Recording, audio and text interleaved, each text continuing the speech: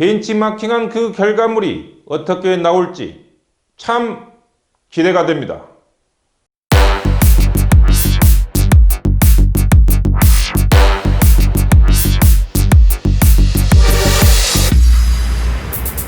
(2020년 10월 23일) 중앙로 203 지금 시작합니다. 뭐요? 치과가 어디 갔어요? 치과 옮겼다고? 여기서 멀어?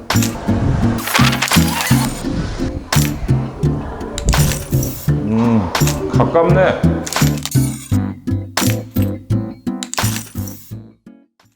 첫 번째 소식입니다. 온전 안정성, 관심 가져야 할 때. 한빛 3호기는 2018년 5월 11일 계획 예방정비에 들어간 후 지금까지 897일 동안 가동을 멈추고 있습니다. 왜 멈추고 있을까요?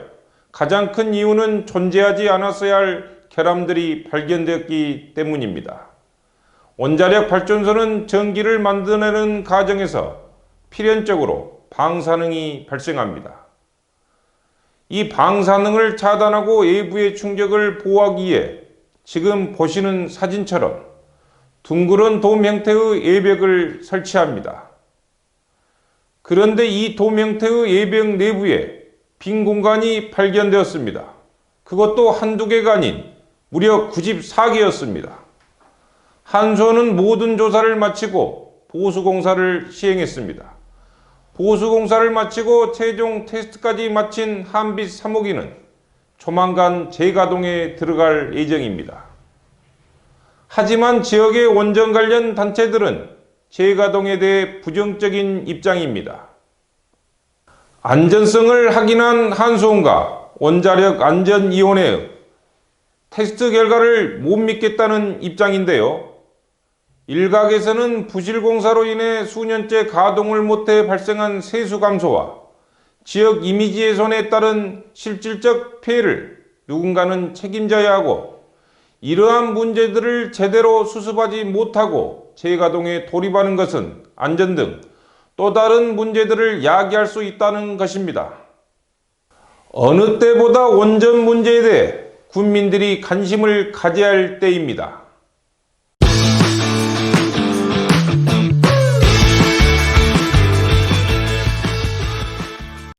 두 번째 소식입니다.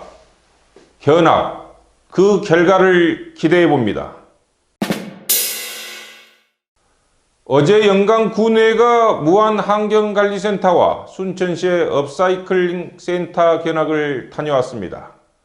두 곳이 선진지인 줄은 잘 모르겠지만 나름 벤치마킹을 위한 견학이었다고 하는데요. 현재 영광군은 생활쓰레기 처리에 어려움을 겪고 있는 상황입니다.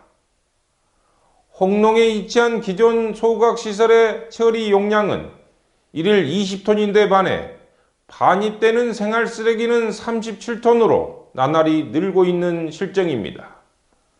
이에 따라 영광군은 기존 소각시설을 일일 40톤까지 처리될 수 있도록 용량을 증설할 계획입니다.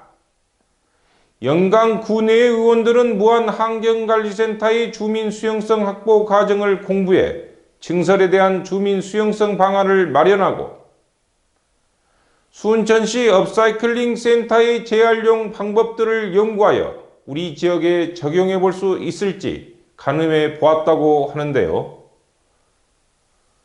이날 의원들은 각 지자체 담당 실과장으로부터 추진 경과와 브리핑을 받으며 열띤 질의를 통해 의정 자료를 수집했다고 합니다. 아직까지 영광군 환경관리센터 주변 지역 주민들은 환경관리센터 증설에 반대하는 입장을 취하고 있는 것으로 알려지고 있는데요. 견학을 다녀오신 만큼 증설에 관한 주민 수용성을 확보할 수 있는 묘책을 만들어 내실 수 있을까요? 벤치마킹한 그 결과물이 어떻게 나올지 참 기대가 됩니다.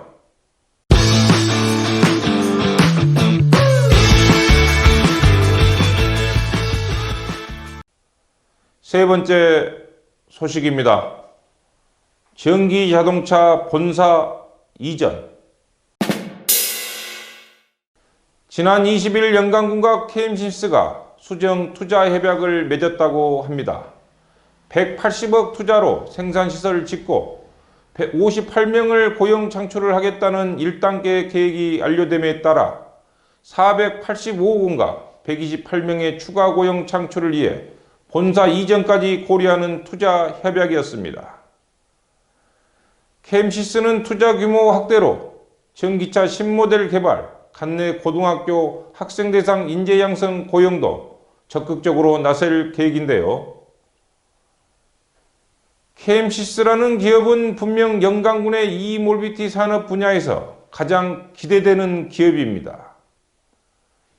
이 기업의 성장에 따라 지역에 미치는 경제 효과가 커질 것으로 예상되기 때문입니다. 하지만 이 모빌리티 산업 자체의 성장도 함께 이루어져야 하는 만큼 기업 유치가 전부가 아니다는 지적도 있습니다. 초소형 자동차에 대한 수요 자체가 오르지 않으면 KMC스의 대표적인 상품인 세보시도 판매에 어려움을 겪을 수 있기 때문입니다. 영광군도 이러한 점을 잘 알고 있는 만큼 이 모빌리티 산업 자체를 육성하기에 엑스포 등을 개최하고 있습니다. 지역 경제 활성화를 위해 산업단지를 조성했는데 다시 그곳에 들어올 기업들을 위해 산업 자체의 크기를 키워야 할 숙제도 떠하는 건 아닌지, 영광군이 과연 이 모빌리티 시장 자체를 선점해 얻을 수 있는 실익이 무엇일지 고민해 봐야 하지 않을까요?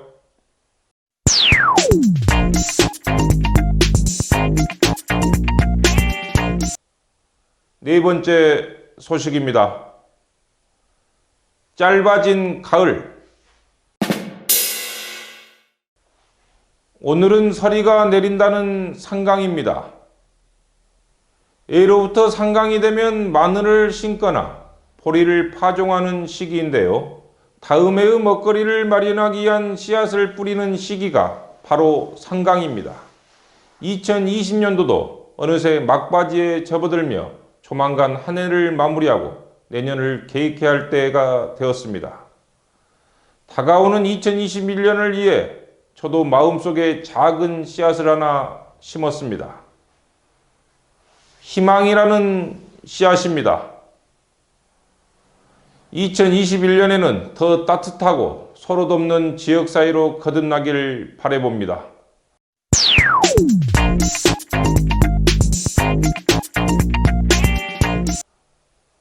오늘 준비한 소식은 여기까지입니다. 영광을 읽어주는 남자 신창선은 다음 주에도 최선을 다하겠습니다. 즐거운 주말 되십시오. 감사합니다.